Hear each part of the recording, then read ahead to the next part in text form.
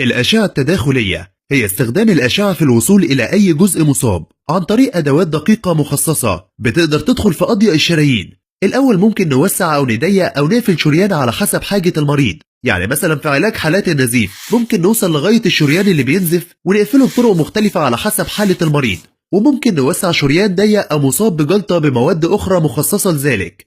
كل ده وأكتر باستخدام الأشعة التداخلية. على سبيل المثال الأورام الليفية في الرحم، تضخم البروستاتا، دوالي الخصيتين، دوالي الساقين، جلطات ونزيف، تشوهات الأوعية الدموية، أورام الكبد، تضخم الطحال. منصورة سكان، علاجك عندنا بدون جراحة، بدون إقامة، بدون ألم، تحت إشراف الأستاذ الدكتور محمد الرخاوي، أستاذ الأشعة التشخيصية والتداخلية بكلية الطب جامعة المنصورة. لو عندك أي استفسار كلمنا على الأرقام دي أو زور مقرنا في شارع جيهان أمام مستشفى الطوارئ بالمنصورة. منصورة سكان، راحتك تهمنا.